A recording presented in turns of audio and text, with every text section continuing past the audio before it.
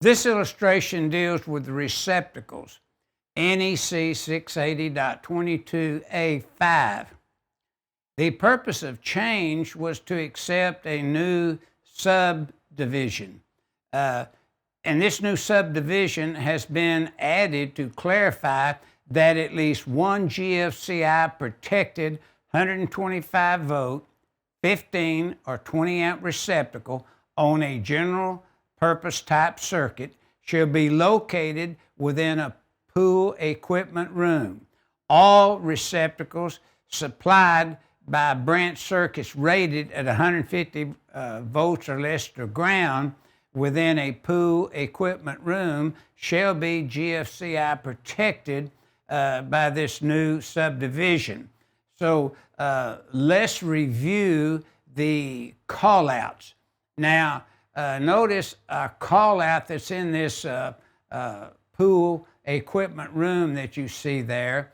The receptacle outlets must be GFCI protected as required by 680.22 A as in Apple 5. Now you can see the equipment to the left there that is located in that control pool equipment room. And then notice the remote panel board and feeder as installed as required by 680.25A1 through A6, so to speak.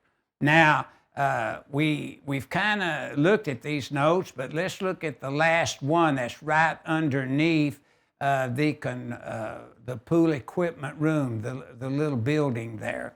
Notice it states for listed low voltage motors that do not require grounding per 600.21C as in car. Now, reviewing the notes, let's catch the one to the left where we have, I say, the kind of the boxed in equipment there and panel board, etc. And it says for corrosive environments, then 680.2, the equipment must be able to withstand that environment when if installed in such an environment.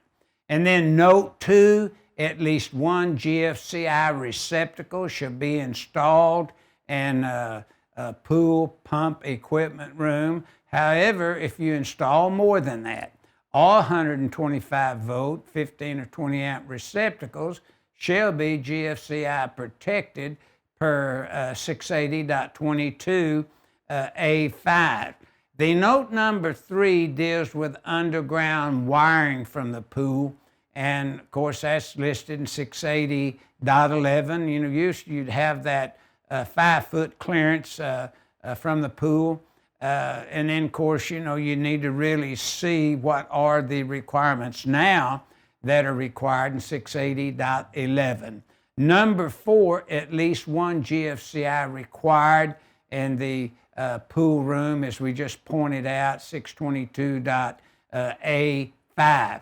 And as a reminder, any of these wiring methods that we use and install in these corrosive environments must comply with 680.14 in the 2020 NEC.